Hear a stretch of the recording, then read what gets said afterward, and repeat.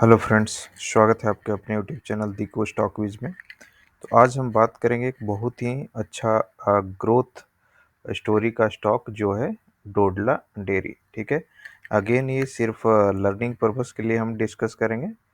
कोई भी इन्वेस्टमेंट करने से पहले आप अपने फाइनेंशियल एडवाइज़र से ज़रूर सलाह ले लें। ठीक है, तो अब सबसे पहले हम इसका टेक्निकल पैटर्न देखेंगे, उसके बाद हम इसका फंडामेंटल देखेंगे। ठीक है, तो यहाँ पे आप ये देख रहे हैं, ये वन डे चार्ट लगा हुआ है डोडला डेयरी का। इसका आईपीओ जो है आपका, ये लिस्टिंग हुआ था 2021 में ये कंपनी। ठीक है, यहाँ पे उसके बाद ये नीचे गया है, देख रहे हैं। और जैसे ही इस लेवल को जब ये ब्रेक किया है, ठीक है, अ, अगर इसका बात करेंगे, ये जो आईपीओ का लेवल था वो नीचे गया है। जैसे ही उसको ब्रेक किया, उस पर सपोर्ट लेकर के एक अच्छा लगभग 655 से ये 1400 तक का ग्रोथ किया। उसके बाद जो रिसेंट करेक्शन हुआ मार्केट में, ठीक है, यहाँ पे अगर आप देखेंगे तो रिसेंट करेक्शन हुआ तो ये 1000 के आसपास स्ट्रॉन्ग सपोर्ट था। वहाँ से वापस ये सपोर्ट लेकर के कंसोलिडेट हुआ और वापस चला है। फिर ये जो है ऑल टाइम हाई को ब्रेक किया है। ये जो इसका यहाँ पे अगर आप देखेंगे, एक बार, दो बार, तीन बार और ये चार बार। ठीक है, यहाँ से ध्यान दीजिएगा, यहाँ से प्राइस रिजेक्ट हुआ, फिर यहाँ रिजेक्ट हुआ, फिर रिजेक्ट हुआ है, फिर रिजेक्ट हुए, यहाँ पे स्ट्रॉन्ग रेजिस्टेंस है। फिर यहाँ पे कंसोलिडेट करके जो है ये अभी 2 दिन में ख़राब मार्केट माहौल में भी यहाँ पे इसको ब्रेकआउट किया। ठीक है, तो यहाँ पे ये मूव कर सकता है अच्छा खासा। ठीक है, मे बी 20% के आसपास। ठीक है, तो ये चार्ट पैटर्न बन रहा है। अगर इसका हम बात करेंगे वीकली का, ताकि थोड़ा और क्लियर हो जाए, तो यहाँ पे हम वीकली में अगर जाएंगे तो देखेंगे कि जस्ट जो है ये आपका 50 और 200 के पास से रीटेस्ट लेकर के एक अच्छा खासा स्ट्रॉन्ग, यहाँ से आप देख रहे हैं कि एक अप मूव आया है। ठीक है, इस हिसाब से ये स्टॉक बढ़िया लग रहा है चार्ट पे, टेक्निकल चार्ट पे। अगेन ये लर्निंग पर्पस के लिए है सिर्फ, ठीक है, इन्वेस्टमेंट के लिए नहीं है। आप अपना इन्वेस्टमेंट सोच समझ करके करें, प्रॉफिट आपका, लॉस आपका। ठीक है, तो चार्ट पैटर्न यहाँ पे बेहतरीन है। यहाँ इसके बाद हम देखेंगे आपको इसका डोडला जो डेयरी है वो करती क्या है। ठीक है, तो ये है उसका वेबसाइट। अगर इसका प्रोडक्ट के बारे में आप देखेंगे डोडला डेयरी का, तो इसका मिल्क है, अलग अलग टाइप का, कर्ड हो गया, बटर मसाला मिल्क हो गया, आइसक्रीम्स है, फिर आपका पास्ता बादाम मिल्क हो गया, फिर ये रसगुल्ला भी बेच रहा है, दूध पेड़ा बेच रहा है, यानी स्वीट्स, पनीर, घी, तो सारे डेयरी के सारे प्रोडक्ट्स के ये प्रोडक्शन करता है। इसका अगर आप बात करेंगे सब्सिडरी का, तो देखते हैं कहाँ कहाँ इसका है। तो इस इंडिया में देखिए ऑग्रोफीड है,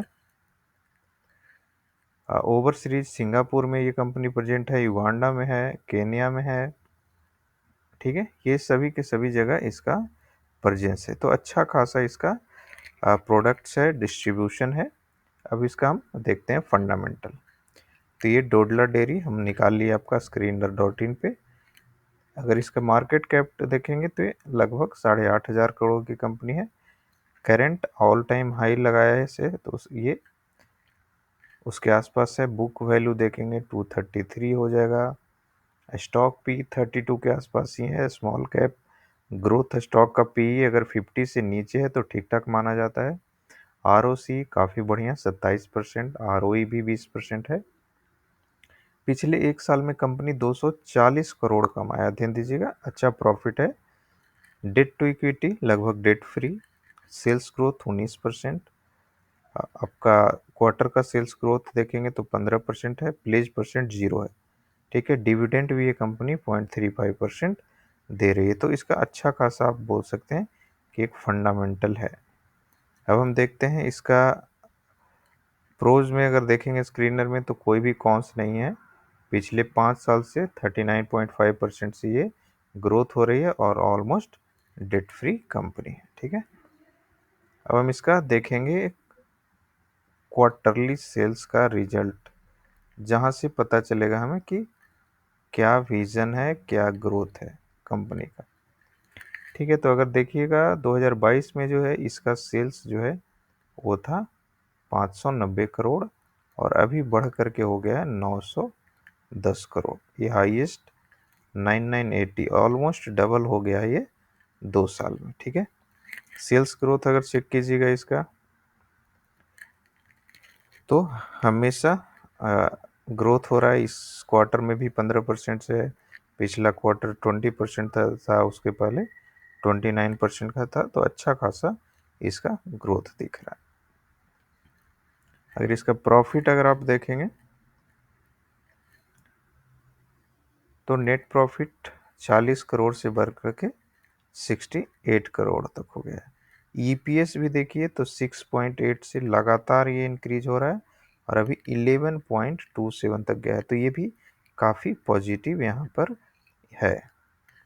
अगर हम जाते हैं yearly, year on year growth का, तो ये देखिए हाईएस्ट एवर है। ठीक है, ईयर और ईयर अगर आप देखेंगे तो मार्च 2025 का रिजल्ट हाईएस्ट एवर है, 3720 करोड़ का सेल्स है, जो कि 1590 करोड़ का था 2018 में।